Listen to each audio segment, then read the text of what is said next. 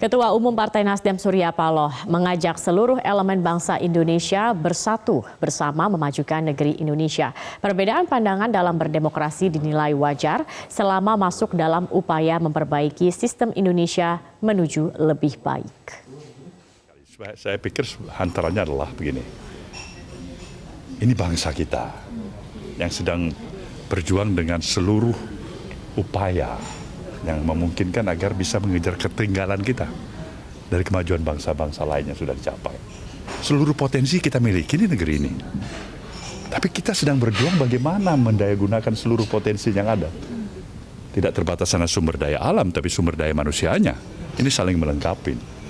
Agar bisa kita juga bisa, bukan negara sembarangan yang dipandang enteng, remeh.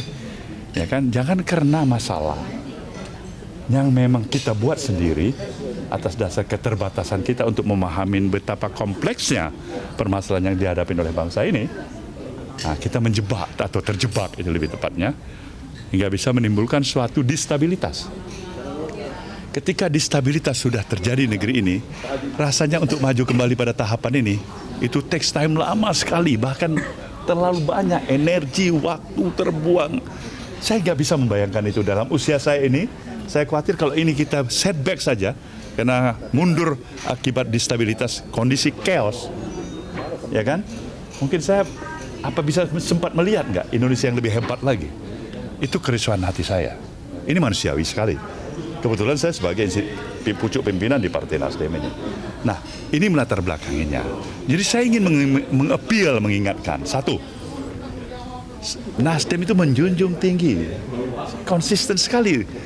Ya, sistem demokrasi ya memang hak untuk bersuara, berbeda pandangan, berbeda, menyalurkan aspirasi, bagus itu. Itulah intinya kita dalam alam demokrasi kita ini. Nah, harapan saya mempertegas, satu, partai-partai politik ikut bertanggung jawab di sini, yang memproses lahirnya sebuah produk perundang-undangan, terutama Nasdem, ikut di antara 9 partai lainnya. Artinya tidak bisa berlepas tangan. Kalaulah masalah ini sudah menjadi masalah yang cukup, ya kan, memiliki potensi distabilitas terjadi, ya kan, justru partai politik itu harusnya berada juga terdepan, ya, bukan hanya seorang presiden top eksekutif yang berada di depan, dia berhadapan langsung dengan mahasiswa, dia sudah undang mahasiswa, kemudian anak-anak mahasiswa menyatakan, malas kita datang ke istana, nanti kalau mau datang di satu tempat, coba itu ada TV live apa enggak?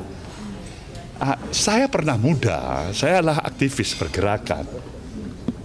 Saya bisa memahami itu dari orang-orang yang berdarah muda. Tetapi yang saya harus ingatkan, kita ini bangsa Indonesia. Adat, istiadat, kita sebagai orang timur, kita ini berdemokrasi bukan di luar daripada koridor itu harapan saya.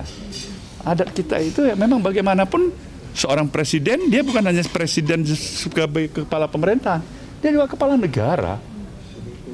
Kita masih mengakuin nggak simbol ini dalam berkonstitusi, dalam berdemokrasi.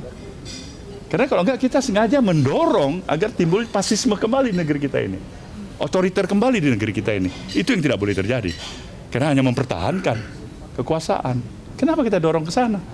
Seorang presiden seperti Jokowi, hari ini saya katakan, kita bisa melakukan hal-hal. Kalau perlu saya berada di depan adik-adik mahasiswa, meminta dia turun, kalau dia memang terlibat skandal. Pantas itu kita impeach. Nggak usah anak-anak mahasiswa, saya sendiri akan katakan saya bersama dengan mereka. Ini dia baru terpilih dengan pemilihan yang sah.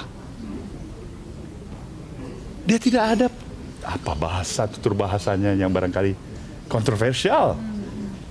Ya kan? Dan dia perbuatan apa yang perlu diimpeach?